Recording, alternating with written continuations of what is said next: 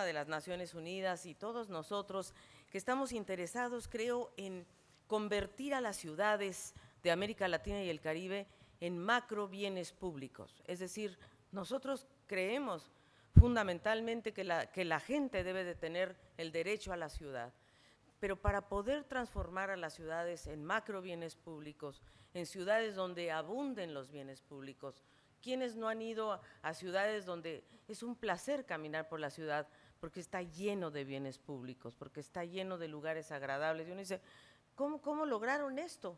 Pues lógicamente a partir de una acción colectiva en donde la ciudad se convierte justamente en eso. Y por lo tanto creo que lo que acaba de ocurrir en Hábitat 3 en Ecuador nos lleva hacia el consenso de una nueva agenda urbana, viniendo de Hábitat 1, que fue fundamentalmente enfocado a los factores sociales de la ciudad. Hábitat 2, que se enfocó mucho en los aspectos ambientales, y el Hábitat 3 se fundamentó en los aspectos económicos, de cómo lograr que una ciudad sea sostenible, que sea un bien público, pero que a la vez tenga la ganancia suficiente, que sea productiva la ciudad para generar su propia, vamos a decir, economía urbana, que es tan importante. Nosotros en CEPAL acompañamos, por supuesto, este proceso también a la luz de otro factor, y es que en septiembre del 2015 se aprobó la Agenda 2030 para el Desarrollo Sostenible. Y en la Agenda 2030 para el Desarrollo Sostenible tiene 17 objetivos, todos ellos muy importantes, pero el objetivo 11 es el que está dedicado fundamentalmente a lograr ciudades sostenibles. Y por lo tanto se van cruzando las agendas de una nueva agenda urbana de Hábitat 3 con la Agenda 2030 del Desarrollo Sostenible, y los países, y en ello Chile es uno de ellos y muy importante, tomaron compromisos para llevar adelante esta agenda en los próximos años hasta llegar al 2030. ¿Cuáles son, digamos, desde nuestro punto de vista en CEPAL, los 5 aspectos claves de las ciudades de América Latina? En primer lugar, más del 80% de la población de América Latina y el Caribe vive en ciudades. Somos el continente más urbanizado del mundo. Y creo que de ahí tenemos que derivar algunas lecciones aprendidas, buenas y malas, pero hoy por hoy la mayor parte de nuestra gente está viviendo en ciudades. Y hay ciudades que superan más de 20 millones de habitantes, lógicamente Sao Paulo, Ciudad de México y muchas otras que van hacia ese camino, como es el caso de Buenos Aires y Río de Janeiro. Entonces, primero que nada, el continente más urbanizado del mundo. Segundo, que en nuestra región se está llevando adelante una doble transición. Por un lado, ya la migración campo-ciudad se ha detenido. Esa es la verdad. O sea, vivimos décadas de enorme transición campo-ciudad, ya no. Y la otra transición en la que estamos es que nuestras poblaciones están envejeciendo. Es decir, hay una transición demográfica y una transición urbana que se ha detenido en el sentido campo-ciudad. Entonces, todo esto nos está llevando a resolver una serie de problemas bastante diferentes a los que fueron hace 10 o 20 años. En tercer lugar, es en las ciudades donde se está dando fundamentalmente la producción y el consumo. Y por lo tanto, tenemos que ver cuáles son los desafíos estructurales que nos está llevando la economía urbana actual y cómo podemos resolver problemas tan graves como es el transporte, el manejo de los residuos sólidos, el aire, los servicios en general, porque es en las ciudades donde se está dando esta dinámica económica, y que antes a lo mejor había una mayor dinámica rural, urbana, ya no. El cuarto es que, si bien es cierto que hemos logrado avances muy importantes en materia de reducción de pobreza, en lo que no hemos podido avanzar suficientemente en la desigualdad.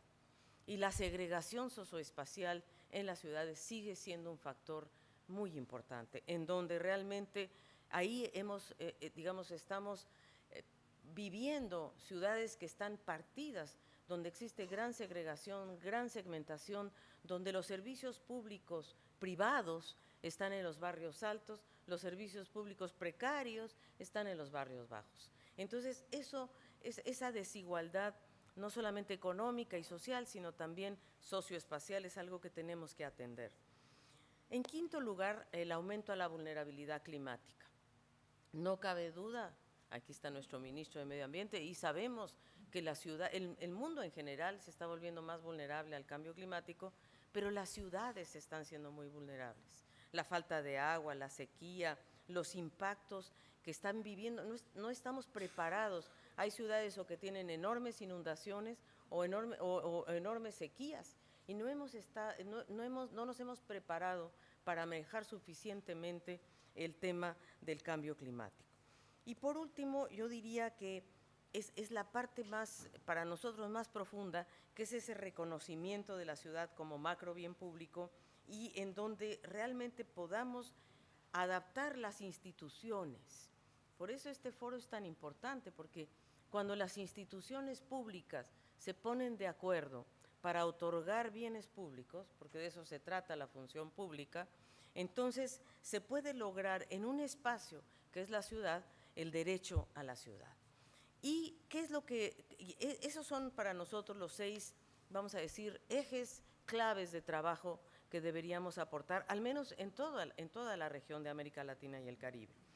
Creemos además que en este escenario, viendo la nueva Agenda Urbana de Hábitat 3 y por otro lado la Agenda 2030 de Desarrollo Sostenible, la Agenda 2030 de Desarrollo Sostenible es un salto civilizatorio muy importante, en un momento muy complejo, porque un momento en donde el mundo no crece, donde hay mayores conflictos, donde la gente está insatisfecha por la globalización por razones correctas, en donde estamos viviendo grandes cambios. Pero no cabe duda que esa agenda, y aprobada por todos los países, aporta un elemento fundamental, y es que dice que de aquí al 2030 debemos eliminar la pobreza en todas sus formas. Por lo pronto, en América Latina deberíamos eliminar la pobreza extrema. Ya si no podemos eliminar la pobreza en todas sus formas, que somos 167 millones de personas en condición de pobreza de un total de 560, por lo menos abordemos el tema de la pobreza extrema, que significa sacar a 70 millones de personas de la indigencia. Eso es posible, es factible, sobre todo en un país como Chile, en donde la pobreza extrema está en niveles mucho menores del 3%. Entonces, ¿y cómo sacamos a la gente de la pobreza? Y sobre todo, ¿cómo llegamos a mayor igualdad? Desde nuestro punto de vista, la igualdad se resuelve, o la desigualdad, a partir del trabajo.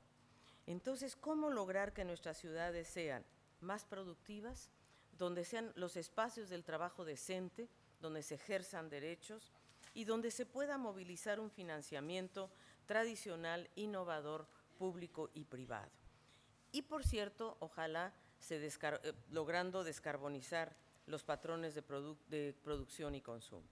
Entonces, creo que estos son algunos de los elementos que plantea nuestra Agenda 2030, la nueva Agenda Urbana, y sin duda la tercera pata, digamos, internacional, es la Agenda de Financiamiento para el Desarrollo. Las ciudades son muy productivas, pero fíjense ustedes, las ciudades de América Latina y el Caribe son las menos productivas del mundo. Las ciudades más productivas del mundo son las asiáticas. ¿Por qué? Y ese es otro gran dilema que debemos observar. ¿Por qué nuestras ciudades no nos están generando ganancias más fuertes en lo económico, como sí lo está logrando, por ejemplo, las ciudades de China o de Singapur o de Malasia?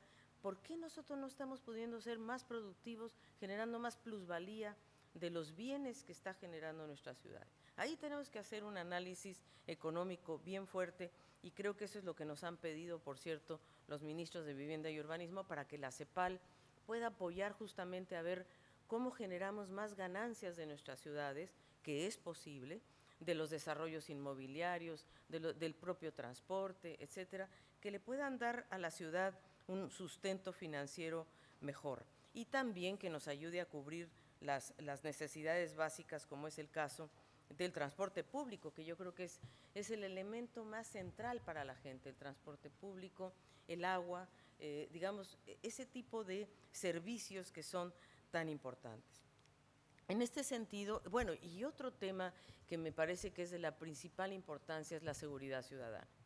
Creo que hemos avanzado en la región, en donde la gente sabe y se ha logrado proveer de sus bienes privados puertas adentro.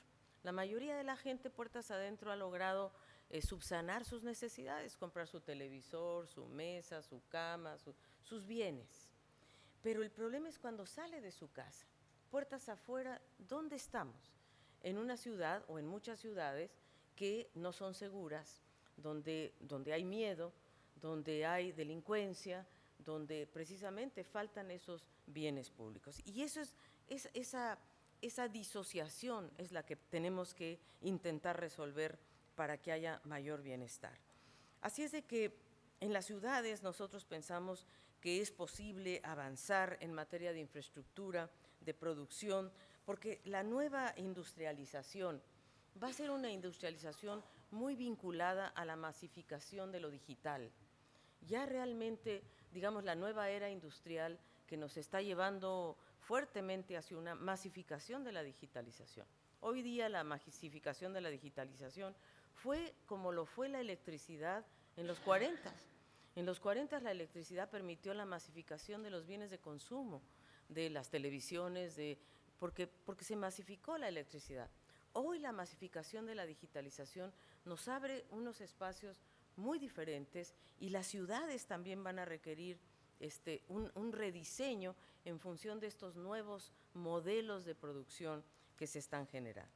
Así es de que creo que para nosotros quizás el tema de mayor dificultad, de mayor difícil solución, y por eso este seminario es tan importante, es cómo lograr política pública coherente, ¿verdad? Porque Paulina puede decir, bueno, vámonos por aquí, pero Pablo puede decir, no, mejor por allá. Y Alberto dice, no, espérate, mi problema es la obra pública. Entonces, ¿cómo lograr que haya un mayor diálogo entre las distintas, por un lado, administraciones centrales, y después cómo lograr que esto pueda sustentarse en función de las necesidades territoriales y cómo lograr que esto tenga realmente, yo diría, armonía y por otro lado que se haga con plena participación ciudadana, porque hoy la gente exige saber, la gente ya quiere participar informadamente, tener espacios de participación y de justicia y por lo tanto creo yo que estos tres elementos son fundamentales. Así es de que creo que, amigas y amigos, que cuenten con la CEPAL. Nosotros somos una institución que está muy comprometida con los ministros de Vivienda y Urbanismo, con los ministros de Medio Ambiente, con los de Obras Públicas. Nuestro trabajo es justamente poner nuestros conocimientos y lo que sabemos de otras ciudades de la región al servicio de lo que Chile necesite. Creo que como les decía, uno de los temas centrales en todas las ciudades del continente es el transporte público. Creemos que eso es algo que está realmente en el corazón, en el eje de la vida ciudadana. Y creo que por ahí pasa gran parte de lo que podamos lograr. Y también creo que debemos lograr una mayor igualdad de género. Nosotros vemos que en América Latina y el Caribe, el 49.7% de las mujeres mayores de 15 años participan en actividades económicas urbanas, frente al 72% de los hombres, y que 28% de las mujeres no tienen su propia fuente de ingreso en las ciudades. Entonces, la incorporación de las mujeres a la participación urbana creo que va a ser muy importante. Entonces, creo, querida Paulina, agradeciendo realmente la invitación que nos hacen a la CEPAL por acompañarlos, quiero decirles que para nosotros Minurbi es uno de los espacios más importantes para poder trabajar. Minurbi tendrá su reunión seguramente